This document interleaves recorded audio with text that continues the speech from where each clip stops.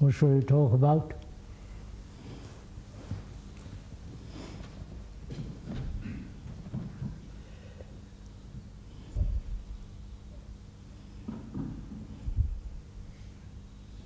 No suggestions? Could we talk about self-image, sir?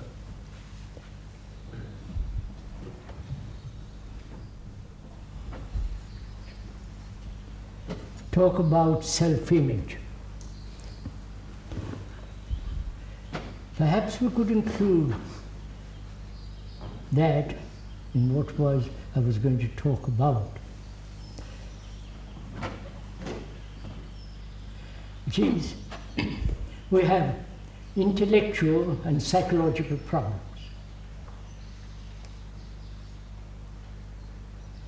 The problem being that for which no solution has yet been found. You may find it later, but the problem implies something that has to be resolved.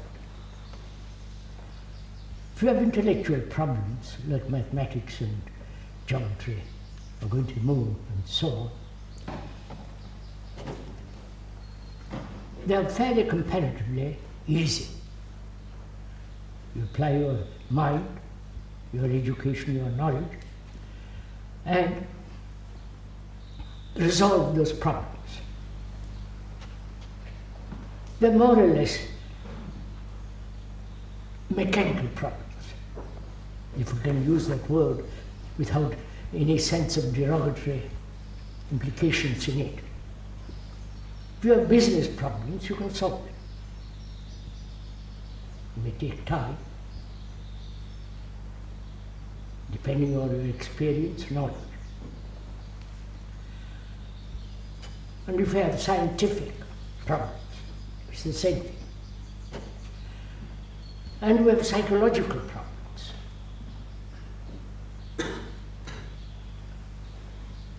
Of fear, of sorrow, pain, relationship with each other, and all the complexities of daily living, which is not only the intellectual, business, living problems outwardly, but also inwardly problems exist.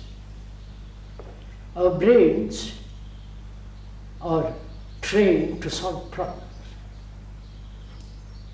I don't know if you've noticed it. If you have a mathematical problem, you have capacity, energy, and knowledge to solve all mechanical problems. Even scientific problems, if you have them, you take time, experience, knowledge, accumulating. If you have a partial insight into it, you resolve those problems. So our brains have been educated for thousands of years to solve problems, right? And we have psychological problems.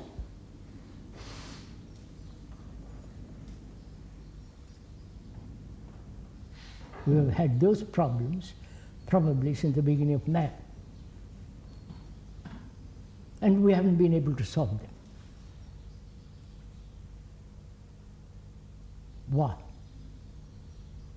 We can solve mechanical, theoretical, hypothetical problems. How to put a new computer,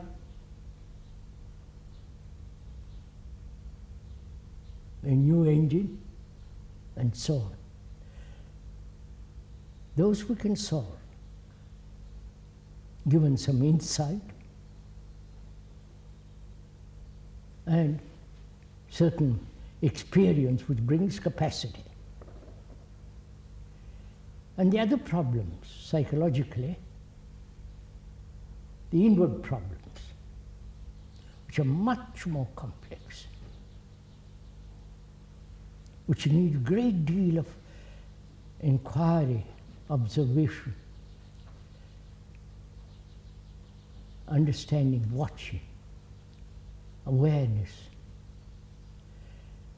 And apparently we haven't solved those, right?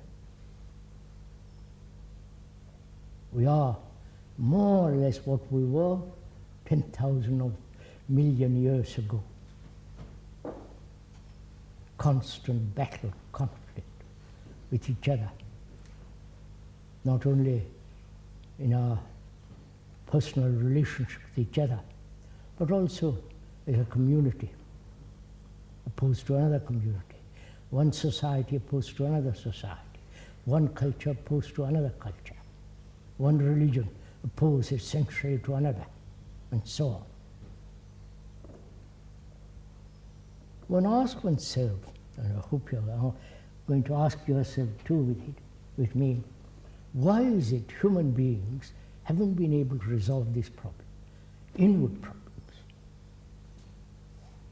Why do we go on with them? Why do we tolerate them?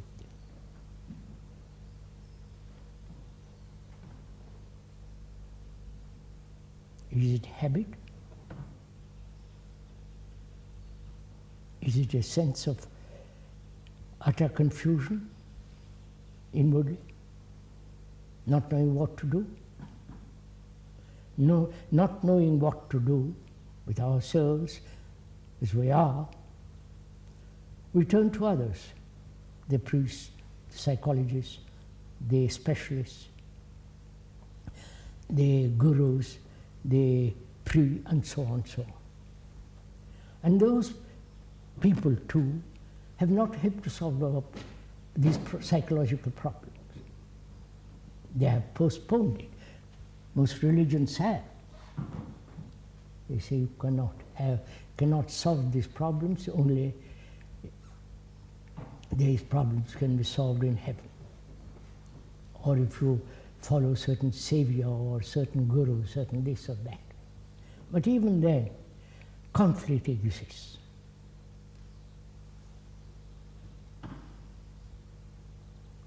So can conflict ever end?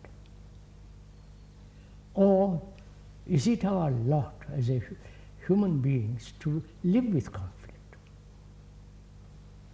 Thinking that conflict, struggle, is in the line of progress. So like everything is in conflict with each other in nature. And so perhaps in ourselves, that's a part of the program of existence.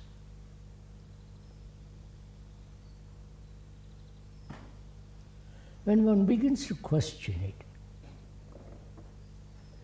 doubt it, ask why, is it at all possible to live a life without conflict, psychologically? And then, if there is psychological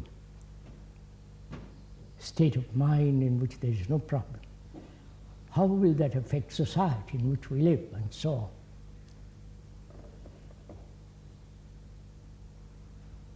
Can we discuss that a little bit? Let me talk first, and then we can have a dialogue about it. It would be fun if we could have a good dialogue. Not just let me talk endlessly and you just listen. But together, let us explore this question. And then, together, you and the speaker have a good dialogue.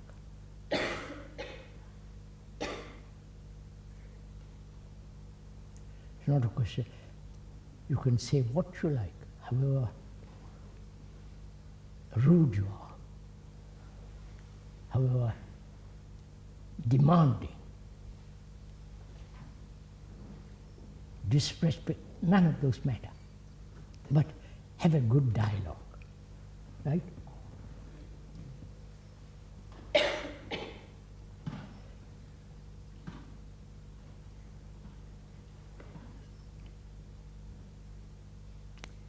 there a solution to all our psychological problems, which obviously affect the outer problems? I think one must be clear on that point. Man has tried various systems, including the communist system, in trying to alter the environment, so-called society, hoping thereby to change man, to change his way of thinking, his feelings, his competitiveness, his aggressiveness, his brutality, and so on. Various throughout history, I'm not a historian, but I've talked to a great many historians, watched. They've all said man has tried almost everything outwardly to change the inward nature of man. Frighten him, threaten him with hellfire, and in the Asiatic world, various forms of past karma, if I may use that word, if you understand that word, if that word means actually action, karma. And apparently, every effort has been made to change the nature of man, the condition of man, and they have not succeeded.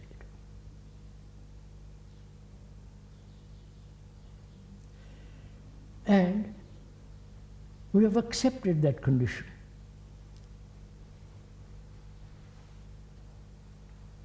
Rationalize it, and so on. Now we're going to investigate together if it is possible to totally understand the nature of this conflict and end it.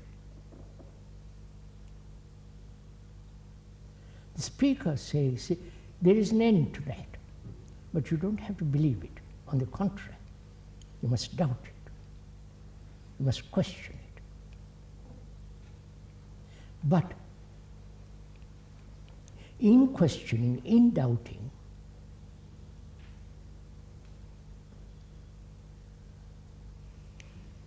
observe your own conflict psychologically, whatever the conflict be.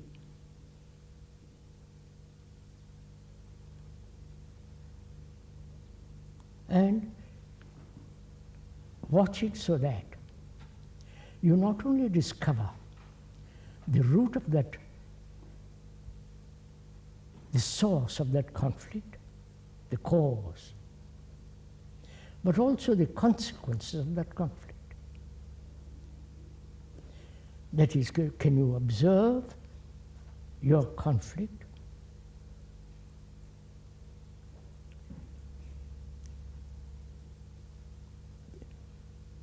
I'm using the conflict to include contradiction in oneself,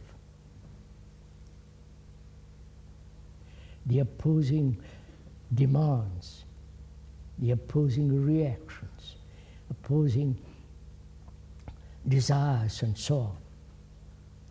To watch, to be aware of all that, and inquire what is the cause of it,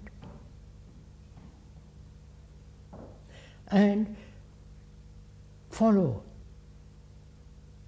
as you would follow a stream, follow its movement and its action in the world, right?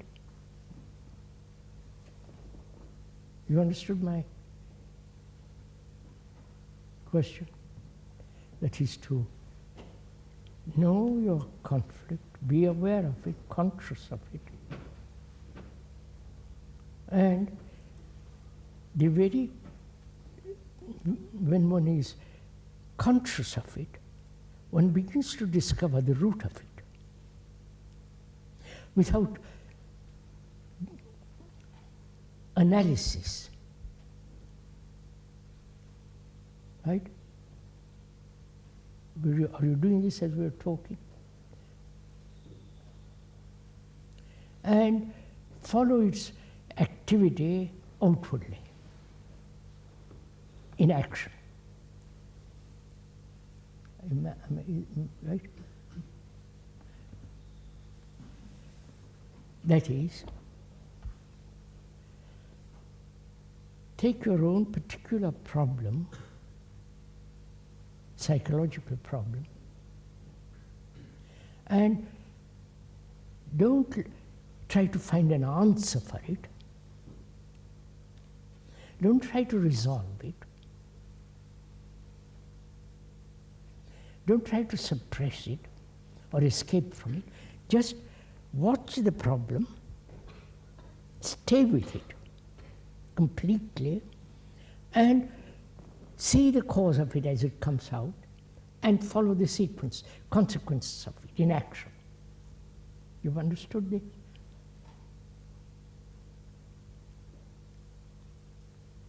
All right. Suppose I have a problem with my wife, or with my girl, whatever it is, emotional, psychological problem.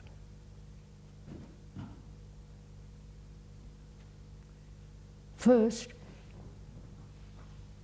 I'm conscious when there is a problem, a conflict. I want the instinctive reaction is to resolve it. To say I must solve it, or escape from it.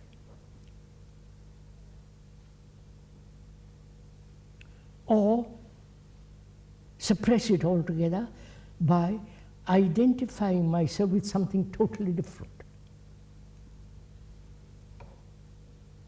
Right? You understand? That's what one does generally.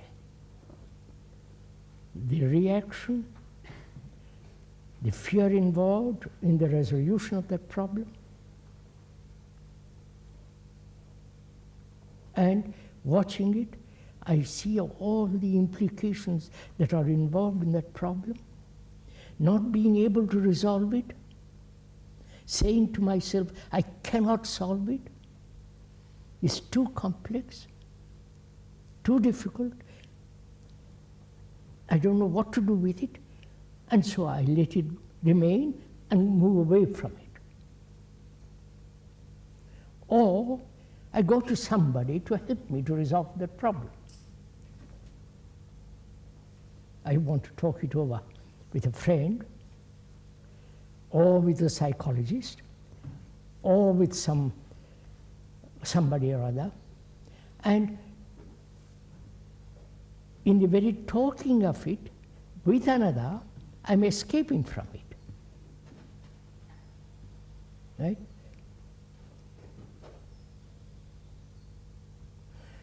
Am I aware of all this? That I'm escaping?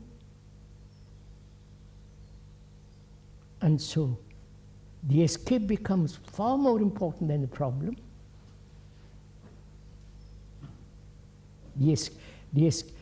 The flight to something becomes much more important than the problem itself. Are you following all this? And, or I don't know what to do with it. My intellect cannot grapple with it. I can argue, I can discuss, I can go into, but somehow I feel it cannot be resolved. I haven't got the sufficient energy, sufficient capacity. And so I come to you, the specialist psychologist, whatever you are, and I say, please, this is my problem, let's talk it out, help me. In that movement of demanding help from another, it's not only an escape,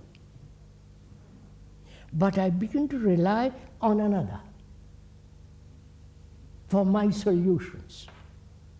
So the priest comes along, or the psychologist comes along, or the specialist comes along, and willing to play that game. Am I aware of all this? I have a problem. I have seen what you have said to me. I realize the truth of it, the actuality of your statement, that it's no good escaping from it. And you also point out there are many ways of escape. Not just going to psychologists and so on, but there are many other ways. Talking about it endlessly. Worrying about it.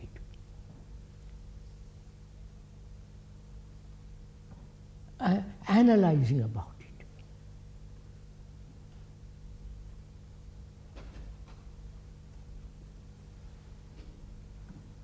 Or I say to myself, I'll be very quiet with it.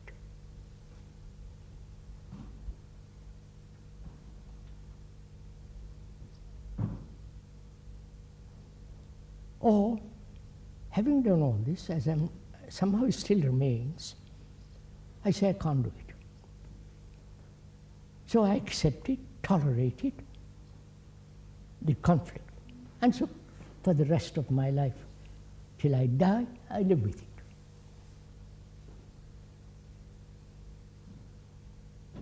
And you come along and tell me, say, look, there's a totally different way of dealing with this problem, with problems, psychological problems.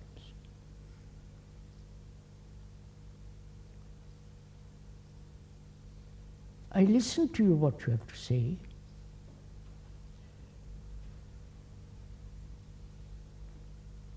and I listen with a sense of resistance, with great deal of skepticism, which is natural, a great sense of, who are you to tell me? Have you solved your problems?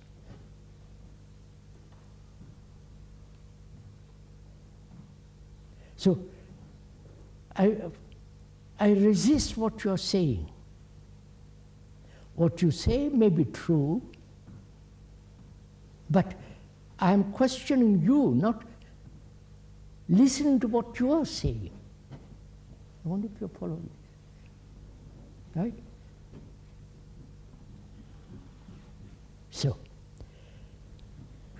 a person like me, X, comes along and says, look, there's a totally different way of dealing with psychological problems.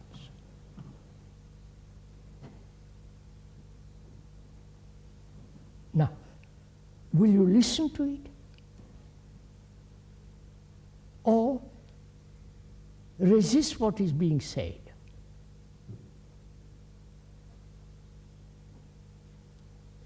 And resistance has many forms. Resistance is a form of self-defense.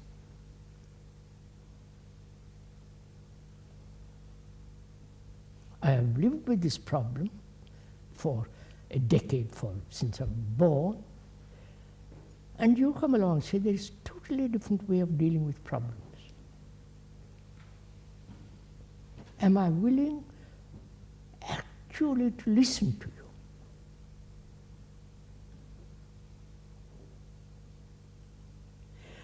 And am I really saying, if the problems are, what am I to do? You understand? You understand my question? If all my problems are resolved, what have I left? You follow? That's another form of defense, which is a resistance. Or You are only too willing to listen and not do anything about it. So, knowing all this, realizing all this, will you listen to what speaker X has to say? Listen. Will you? That is no resistance, no sense of acceptance, with sharp clarity of skepticism.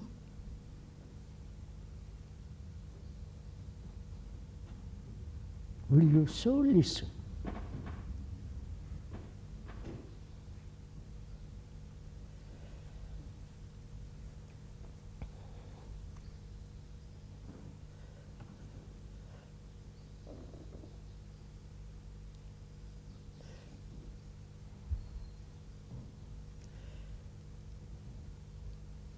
And also, he says, when you listen, you have not only to understand the meaning of the English words he is using, if you are both speaking English, and be very watchful that the word doesn't create the problem. You understand? Is this clear? Because for us, words are extraordinarily important.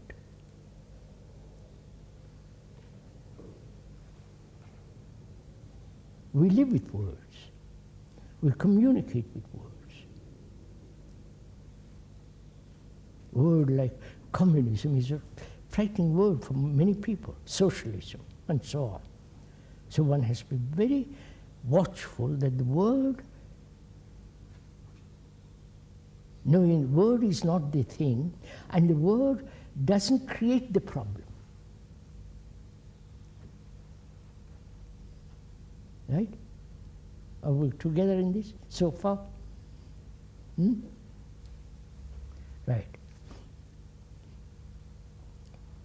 Which means, you see what he's saying? Listen, what the X is saying to you. Listen with attention, and as you have tried every means of resolving the problem, don't do any of that. Remain completely with the problem.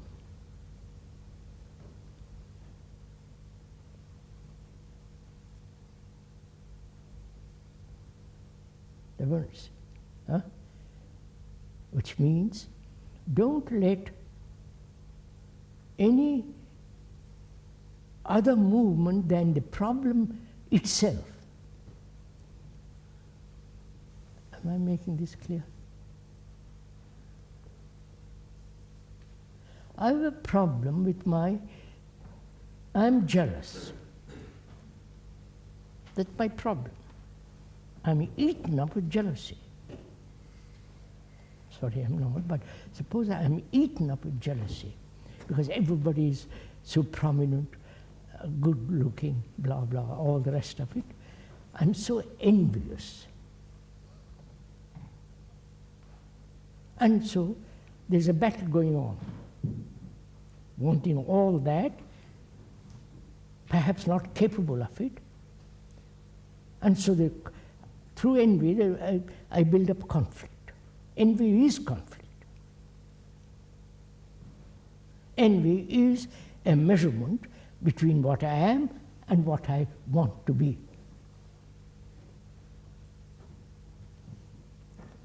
So I've tried every way to get rid of this burden, this torture.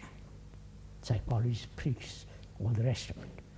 And you come along and tell me, look, don't do any of those things, but without any movement of thought, of escape, just remain with that jealous envy. Without any movement, remain with that. Then you say, what do you mean by not moving? Which is, don't rationalize it. Don't try to escape from it. Don't try to find an answer for it. Don't do any of those activities to which you have been accustomed. But hold it. Just watch it. Right? Are you doing this with me? Then watch it. Hold it. Now,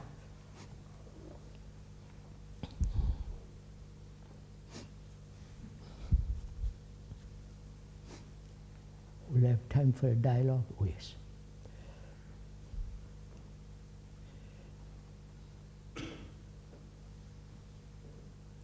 Now you say, hold it. Now, are you watching that envy, that problem, as though it was separate from you? Go into it carefully, step by step. I have a problem of envy.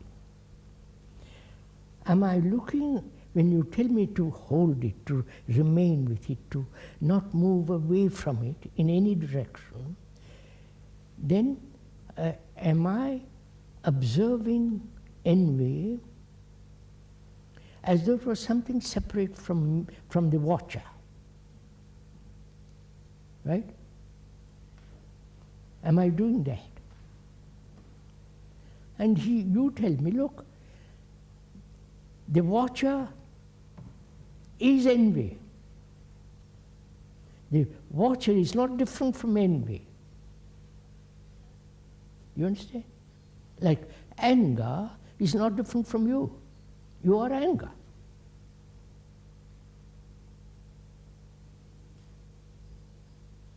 So that there is no division between that which you are looking, observing, holding, and the entity that says, I'm watching. The watcher is the watched. Right? Do you see this?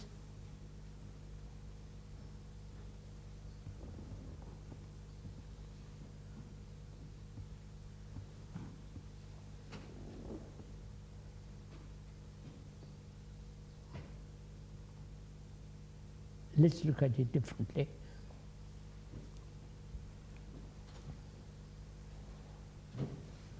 Anger, jealousy, envy, fear, and so on is part of me.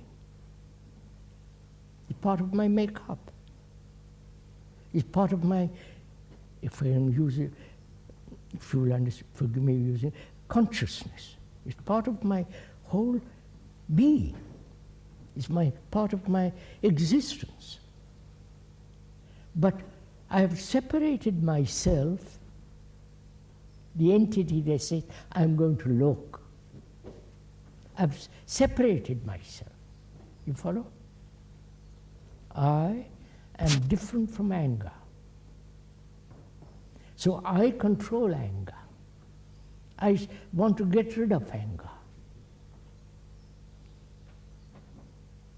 Whereas anger is part of you.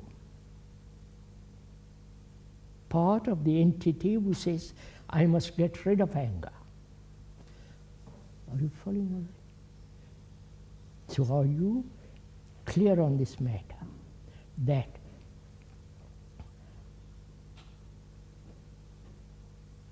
the watcher, the thinker is the thought. There is no thinker separate from thought. Right? There is no experiencer separate from experience. If you can really understand this, it will solve a tremendous lot of problems.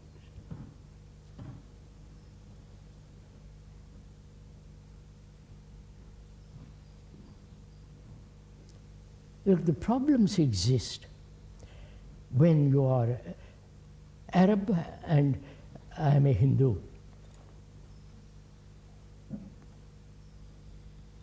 or some other nationality, which means problems exist, conflict exists when there is division.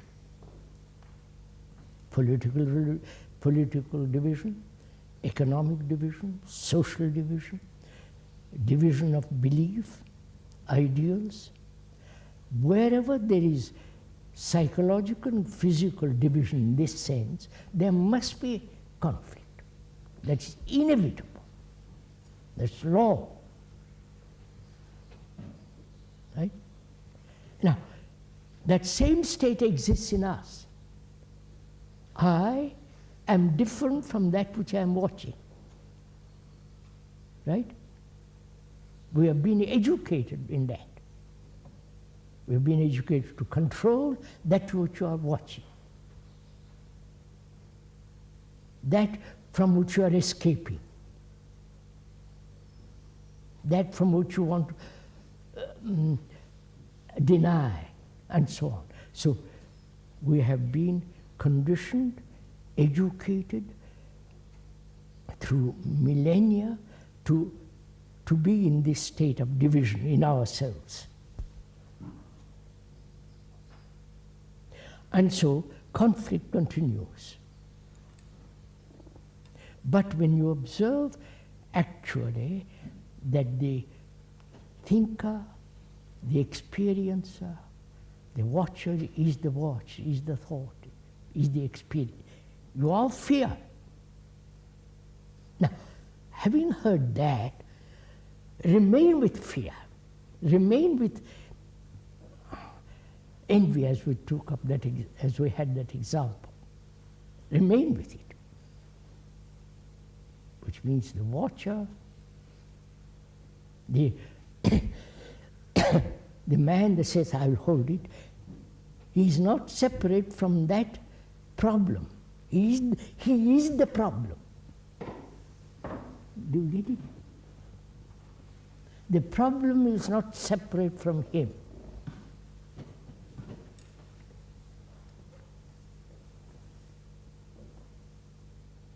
That's a fact. It's logical, sane, and accurate. The other is illusory. Say, I'm different from that.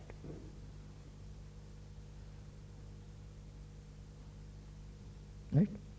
So can you so completely, attentively remain with that problem, with that conflict?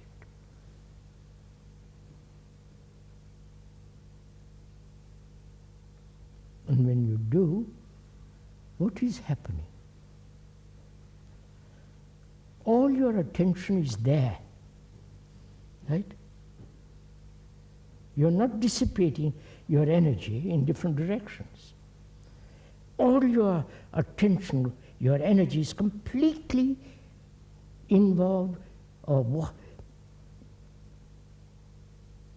rather, let me put it differently. All your attention is brought to that. And when you attend to something completely, the thing is not. Now, let's have a dialogue. Just to, now. May one ask, this quality of attention to something, say envy or jealousy? Would you speak a little louder? Yes. When you feel envy or jealousy and you are looking at that completely, you are feeling that feeling, are you not? You are feeling the pain, whatever it is, you are feeling that emotion. You're not looking at an abstraction, a word. You're feeling at that moment the feeling of envy or jealousy or fear or whatever it is. Is that correct? Yes. Yes. Well, when one does that, the mind immediately starts saying, I want this, I don't want that, I'm suffering, I'm That's what the speaker has been saying. Yes. Now, is that immediate response of the mind to the emotion, is that inattention? Is that off the subject? Yes, that's all inattention. Well, what? Now, go slowly, please.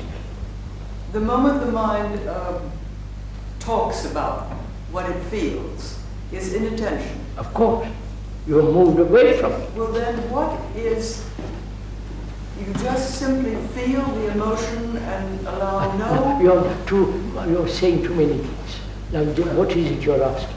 Well, I'm asking what is looking at these things, because these are very emotional things. Now, presumably, one doesn't look at an abstraction of that, one feels it at that moment.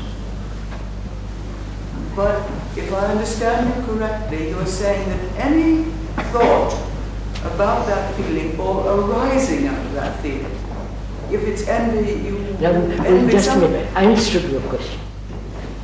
Is your emotion different from thought?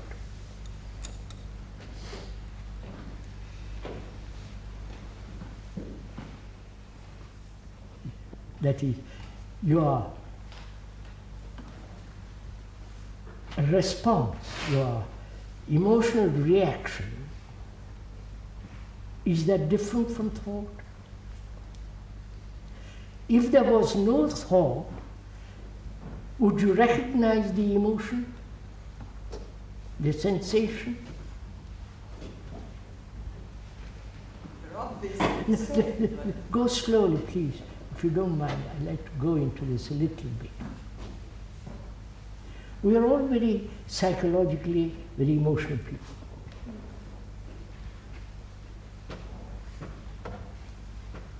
Emotions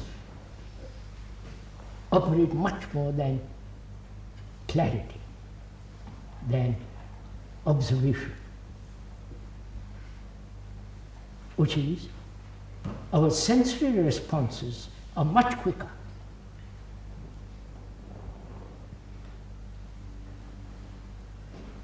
And those responses are recognized by thought as fear, as envy, as this or that. Right? Clear? Now, if there was no thought, when there is this sense of anxiety, let's use that word for the moment, when there is this sense of anxiety, when thought is absent, would you call it anxiety? Of course not. You've had that feeling before, that sense of anxiety last week. It has been recorded in the brain as memory. And again that feeling arises and thought says, yes, I've had that feeling before and it is anxiety.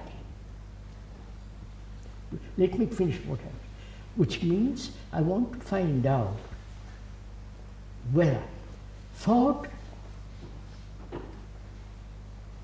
is giving to the emotions, to the sensations, a certain quality which is called fear, this and that and the other thing. I followed it. From which arises a question, can you observe the sea, the tree, the skies, a person, with all your senses? When you do, is there the operation of thought in that? Just un momento, per favore. I mean, just a moment, please.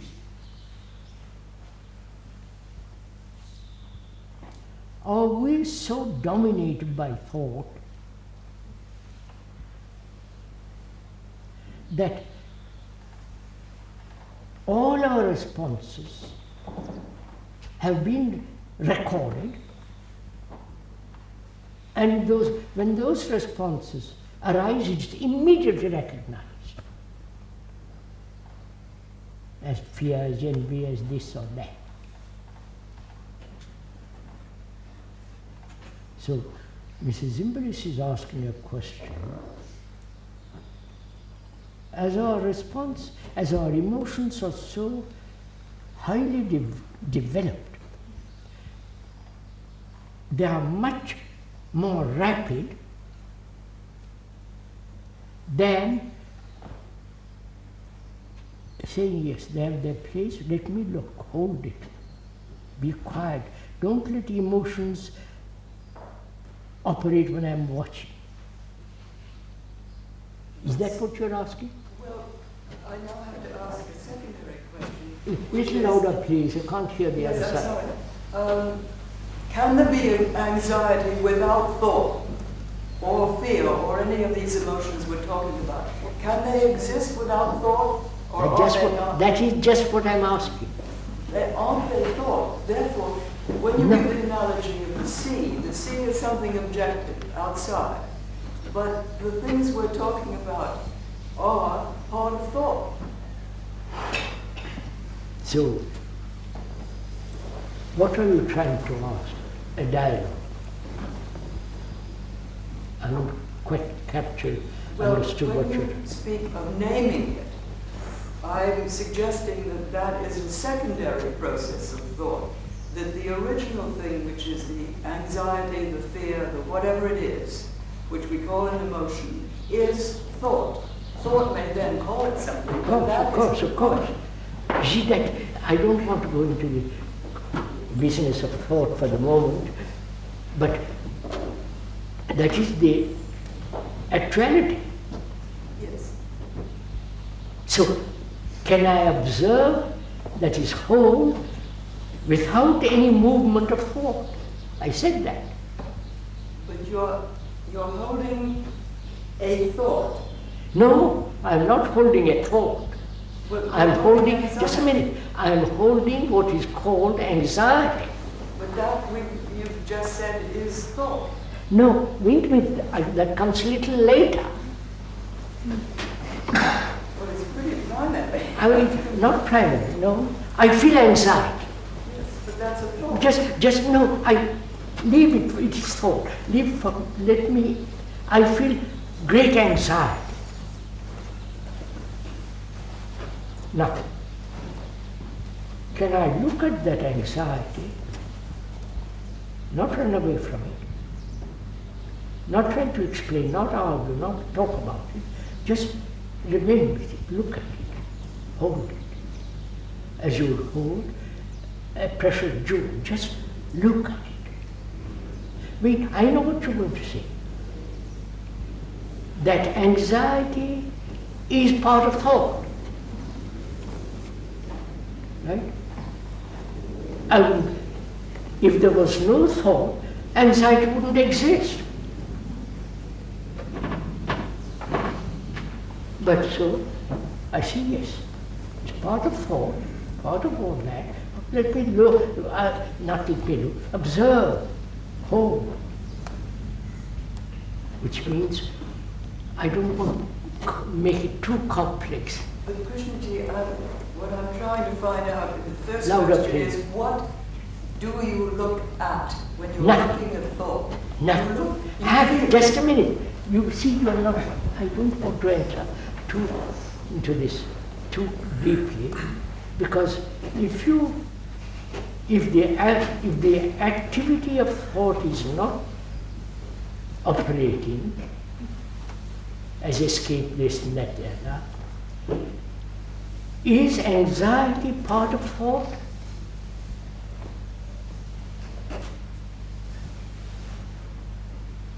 In that case, is there any anxiety at all, sir? Huh? In that case, is there any anxiety at all? Yeah, that's all I'm saying. That is when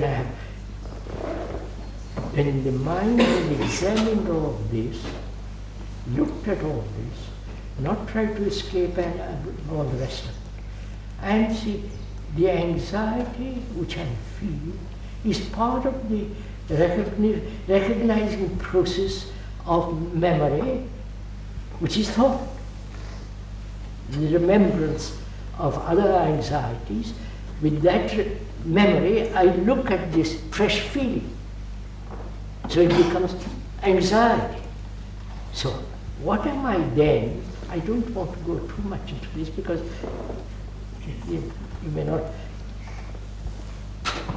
When thought is absent in observation, is anxiety exist at all? That's I don't know. I wonder if we're a bit misled by the idea of holding it, because in fact, one tends to think, at least I tend to think when you say hold it, that there's, well, hold on to it, like in Precious Julia said, that if you hold on to it, you tend to think you have to keep it around to examine it, but the examining it itself, no, sir, I'm not. No. it's more like you have to let go of it.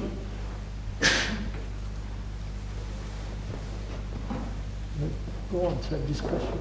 Go on. It's a dialogue. So, from what she's saying, the feeling itself is movement, anxiety or jealousy. When it's there, it's moving, it's saying, I'm jealous of this person because of this, Yes, sir. he's got that, and Yes, so sir. on. Go on. And when you say, hold it, Without a move. then there's no jealousy to look at. Of course not. That's the whole point. But is that so in your life? Don't speculate about it. Does this actually take place? You are no longer jealous, envious. It's not so in our life if we have a concept of holding it, an idea of holding it. When you, It's not a concept, sir. Actually but when doing we do it. have a concept of it, It's not a, then you have what you have heard, you translate it into an idea, a concept, and you're trying to carry out that concept. We're not talking about concepts. I am saying I am actually anxious. right? But You know that state of tremendous anxiety, whether it's examination, whether it is something, you are terribly anxious. When there's anxiety, you get nervous, you perspire, everything takes place. That's an actuality, it's not a concept. It's not an idea. So, the speaker is saying, remain, hold, or stay with that word, that feeling of anxiety. And Mrs. Zimbalist brought in this question, that thought is anxiety. I won't go into this. There also, Srinivas said that there was movement in that. There is also inevitably content in that. One doesn't hear. Are you doing it, anxious about that. Maya, are you doing it actually when you're anxious or envious or anger or whatever it is? Will you look at it not as a separate entity? Look, observe it without any movement of thought.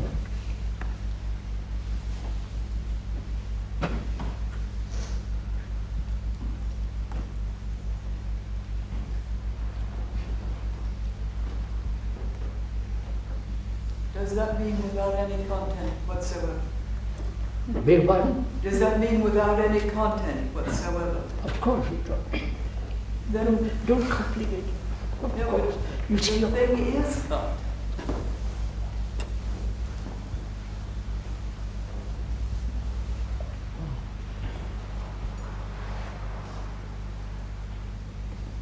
any further? I think that both problems and anxiety give people a sense of existence. And therefore, I think the main fear is that if you have no more problem and anxiety, you don't know what's going to happen. You see what I mean? Not quite. That the reason why people hold on to problems and want to have problems is that it gives them a sense of existence. Yes, yes. Now, it is, I think, the fear of not having that sense that keeps people with their problems. I mean, So that's why I said that. We said that earlier. If you have no problems at all, so life is empty. Is that so? Or you have projected the idea that you will be empty, therefore hold on to your problems. I mean, that sounds all silly.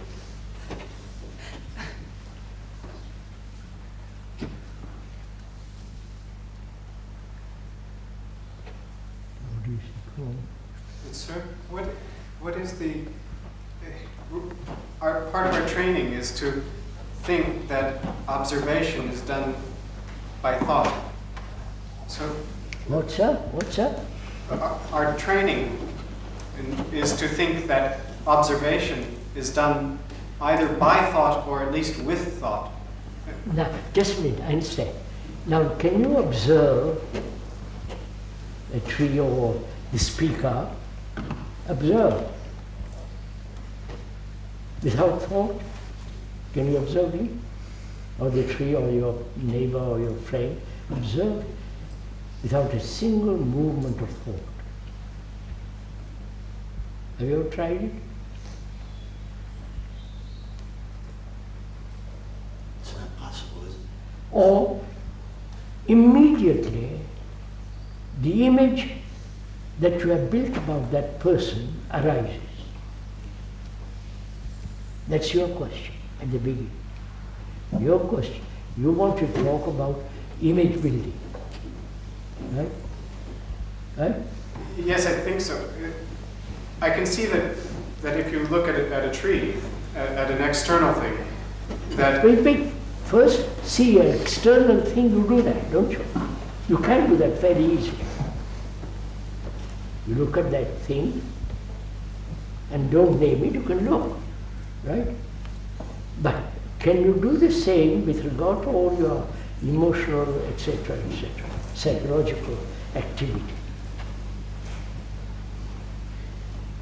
Without the image that you have built about yourself or about another. Why do we have images about ourselves?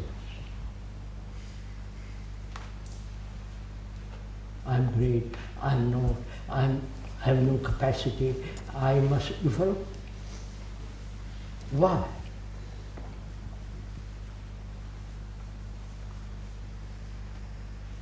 Why do we have images about ourselves?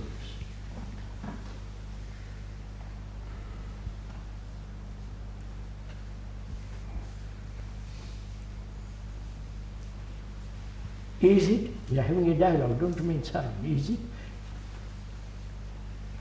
Because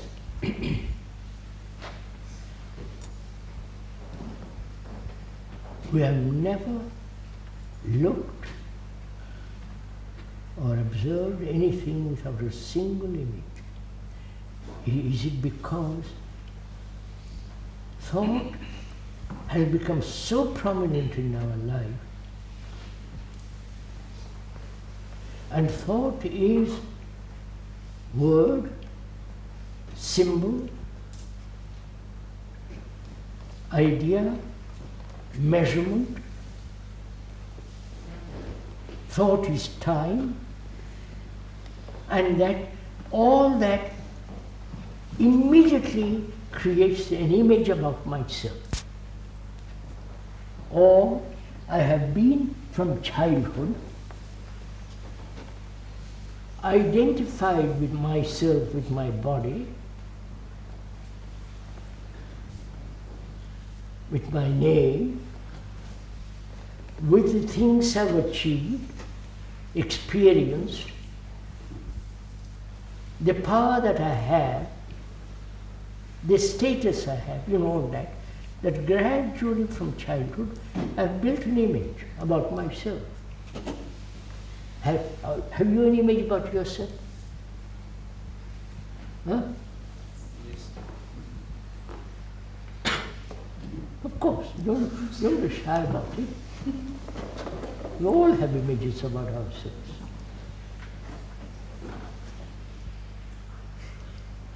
Why?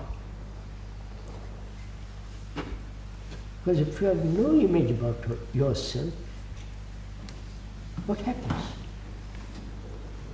You feel lost. Huh? You feel lost. Beg pardon? You feel lost. Feel lost. You're lost. Feel. Somebody says you're lost. You feel lost. Beg pardon? You feel lost. You feel lost. You feel lost. Oh, aren't you lost now?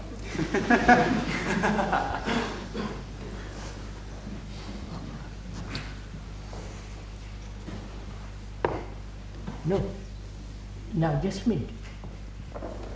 Suppose I've built an image about myself.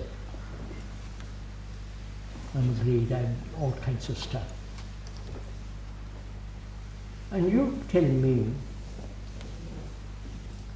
if you have not, get rid of that image, because that image is the factor of conflict. It's the real basis of conflict. Right? You show it to me, because I have built an image about myself, and you have built an image about yourself, and these images can never meet. Obviously. So there must be conflict between us. You point this out to me, and I see the rationality of it, the truth of it. And I say, yes. Then my next question is, how am I not to build an image? Right? Is that possible? To have no image about yourself. As an artist, as a professional, as a guru, as a speaker, as sitting on a platform and so on and so on. Having an image about yourself.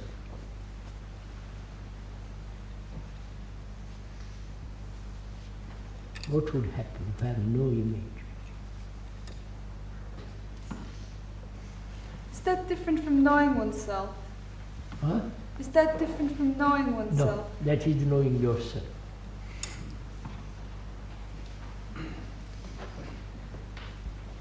Knowing yourself is the inquiry into the image that you have about yourself.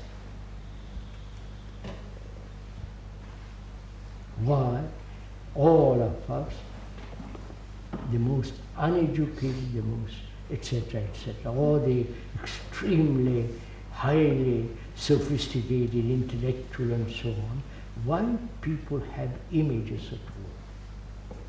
I'm British, I'm French, I'm a Hindu, I'm a Palestine, I'm an American. Follow? Those are all images.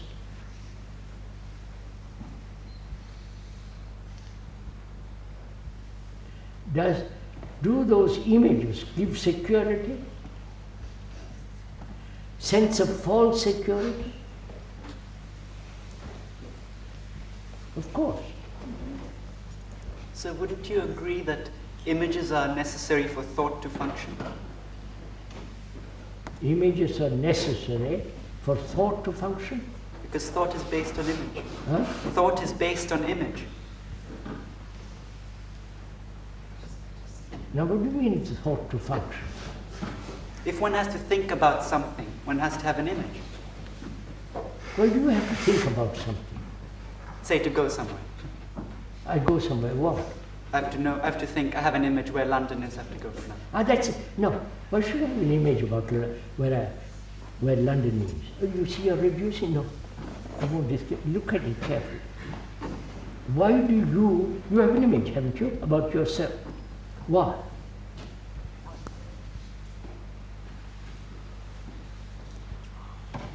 Because I think about myself.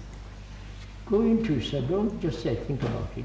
Why do you have an image about yourself? How has that image been formed? Step by step, go into it.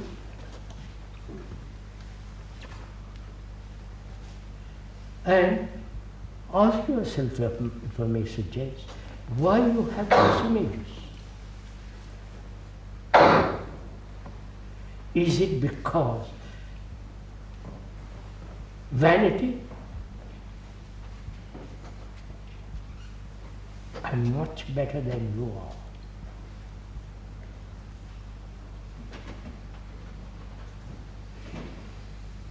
Is it born out of comparison, measurement? That is, you are very clever, beautiful, and all the rest of it, and I am dull, and I say I must be like you. That's comparison, measurement, envy. What do you have? Well, again, I think it comes to the question of a sense of existence. All right, is that existence? We have accepted it. Up to now, that's existence. Having an image, Yeah. you have an image, Yeah. we battle each other for the rest of our life. I am a Roman Catholic, you are an atheist, and we have battle royal. Racially, economically, and in belief, right? Why? But, sir, it seems to me if we say it's an image, it doesn't make sense to say we keep it because we want security. It seems to me we wouldn't keep it if we knew it was an image. In other words, we have the image because we don't see it as an image. All right. I mean, Now, just wait. If you don't see it, could I help you to see it? That is, you have lived in this place, Brockwood, for some years. You obviously have some image about the people you know, right? And are you aware of those images? Obviously you have an image about me, about the speaker, sitting on the platform, haven't you? I'm not sure. What do you mean you're not sure?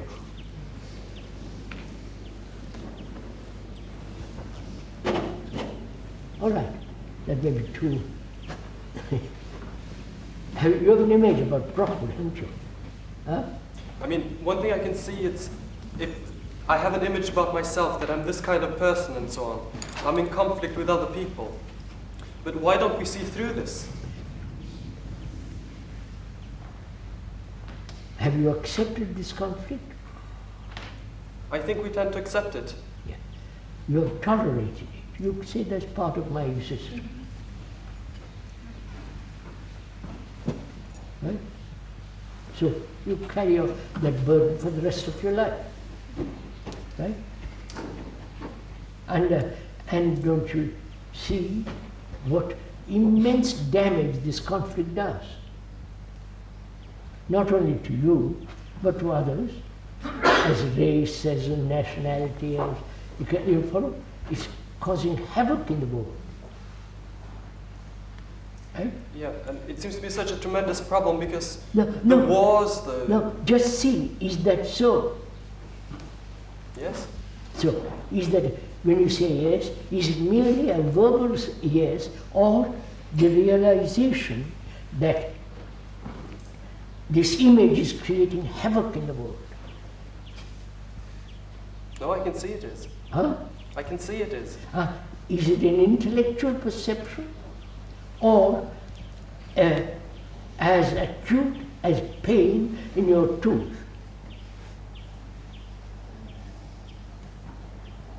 Or is merely an idea or an actuality.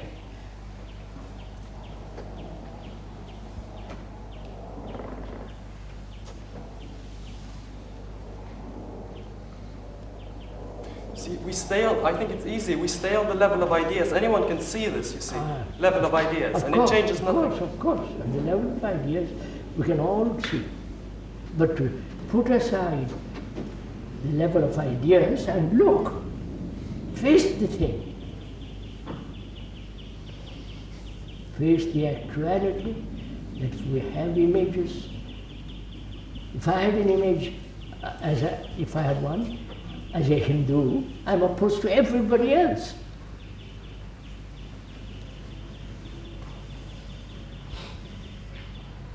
If I'm a communist and I turn to Moscow and everybody who's against Moscow is my enemy, right?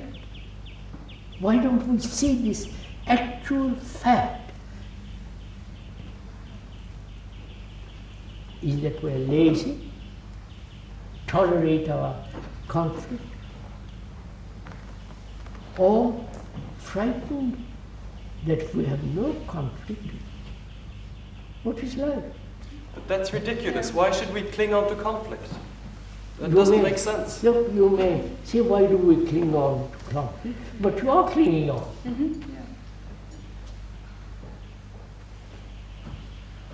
Are you saying that it's my choice? I wish to live in this? That's the only reason? Is that... Look, if you have a toothache, what do? You go to the dentist immediately. Right? If conflict is real pain to you, you would end it. But we accept conflict. We are educated, we are conditioned.